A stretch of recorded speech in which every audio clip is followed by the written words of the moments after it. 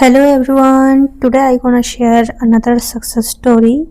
तो इसका स्क्रीनशॉट मैंने अपने व्हाट्सएप चैनल पे डाल दिया है, अगर किसी ने नहीं देखा है तो देख लीजिए। तो मैं अभी स्टोरी सुनाने वाली हूँ।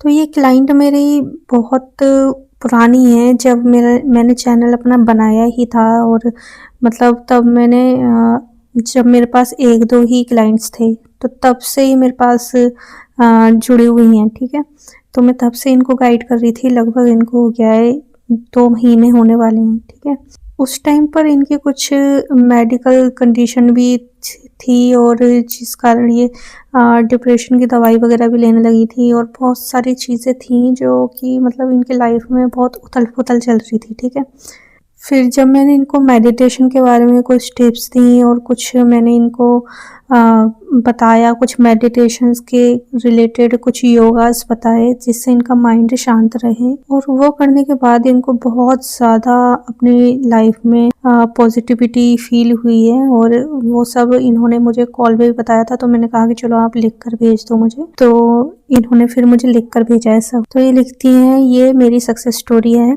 बॉयफ्रेंड के साथ मेरे रिलेशनशिप में बहुत प्रॉब्लम थी। वो मुझे ठीक से बात नहीं करता था। मैं कई कोचेस के पास जाके पैसे वेस्ट किया, लेकिन मुझे कोई रिजल्ट नहीं मिला था। मैं अपनी लाइफ में बहुत डिस्टर्ब हो गई थी। डिप्रेशन की मेडिसिन भी लेने लगी थी, और मन में बहुत डर और शंका थी। लेकिन जब मैंने आपसे कांटेक्ट किया, आपने मुझे मेडिटेशन और योगा के बारे में बताया, और मैंने आपकी सलाह को अपनाया। आपने मुझे एक सिंपल मेडिटेशन टेक्निक सिखाई और मुझे योगा के बारे में बताया, और जैसे जैसा आप कहते थे बीच बीच में मुझे पैनिक अटैक्स भी आते थे, तब मैं आपसे कॉल पे बात करती थी और मुझे फिर अच्छा महसूस होता था। धीरे धीरे मैंने अपने आप में एक डीप हीलिंग महसूस की। मेरे एंजाइटी और स्ट्रेस कम हो गई, और मैं अपने आप को और कॉन्फिडेंट महसूस करने लगी। और फिर मेरे बॉयफ्रेंड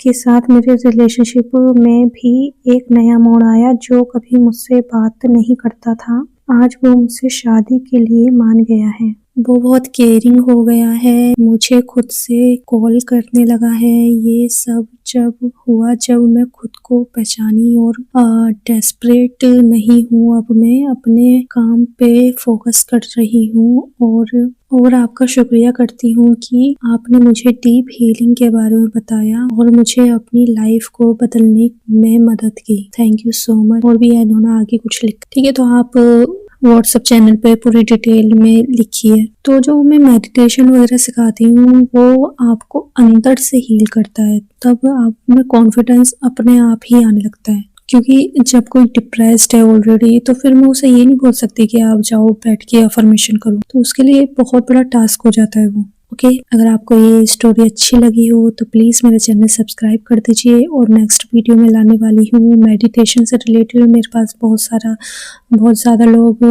पूछ रहे हैं कि आप 26 फरवरी को महाशिवरात्रि पे कौन सा मेडिटेशन कराने वाली हो। तो मैं उनको बताना चाहती हूँ कि गाइडेड मेडिटेशन नहीं होगा वो, क्योंकि मैं गाइडेड मेडिटेशन को सपोर्ट नहीं करती। मैं नॉर्मल मेडिटेशन को ही सपोर्ट करती हूँ, जो बिना किसी के हेल्प के हो। ठीक है, तो मैं नेक्स्ट वीडियो में आपको डिटेल में बताने वाली हूँ क्या मेडिटेशन होगा। ठीक है, अगर आपको मुझसे गाइडेंस चाहिए तो मेरा व्हाट्सएप चैनल ज्वाइन कर लीजिए, और वहाँ पे मेरा कॉन्टैक्ट नंबर भी है, तो आप मुझे वहाँ से कॉन्टैक्ट कर सकते हैं। ओके।